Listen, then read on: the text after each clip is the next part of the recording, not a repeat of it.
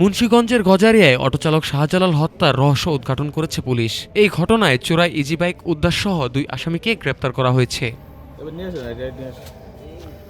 জেলা police super Mohammad Menhajul Alam এক press ব্রিফিংয়ে জানায়, গত বছরের 6 ডিসেম্বর দুপুরে গজারিয়া বাউশিয়া ইউনিয়নের কাঞ্চন নদীর একটি খালে হাত পা বাঁধা অবস্থায় এক অজ্ঞাত ব্যক্তির লাশ উদ্ধার করা হয়। পরে বিকেলে নিহতের ভাই জাহাঙ্গীর আলম লাশটি তার ভাই শাহজালালে বলে শনাক্ত করেন।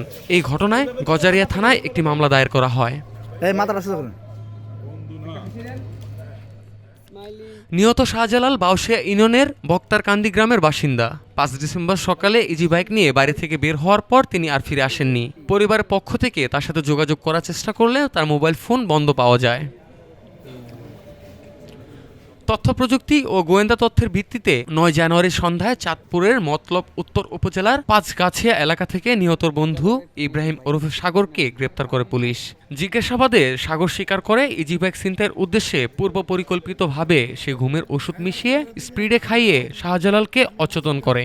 পরে হাত পা বেঁধে তাকে কাঞ্চন নদীতে ফেলে দেওয়া হয় এবং ইজি বাইকটি নিয়ে পালিয়ে যাওয়া হয়। পরদিন কুমিল্লার চান্দিনায় 47,000 টাকায় ইজি বাইকটি বিক্রি করে। আপনাদের মাধ্যমে সারা বাংলাদেশে যে অটো চুরির যে চক্রান্তটা আছে, এই চক্রান্তটা এবং আমার ছোট ভাইকে হত্যা করছে এবং আমার ছোট ভাইয়ের একটা ছেলে একটা মেয়ে আছে, এটা আপনাদের মাধ্যমে আমি সারা বাংলাদেশের সবার কাছে আকুল আবেদন যাতে আমার ভাই সুষ্ঠু বিচার পায় এবং এইসব আসামিগুলো যাতে আইনের টাকা পয়সার জোর দিয়া যাতে আইনের ফাঁক ফকর থেকে কোনোভাবে যাতে বাইচা আবার আগামীতে এরকম দুষ্কৃতি না করতে পারে। সারা বাংলাদেশে আমার যত অটো বাইক চালক যারা আছে তারা যাতে নির্ভয়ে সারা বাংলাদেশে অটো চালাতে পারে।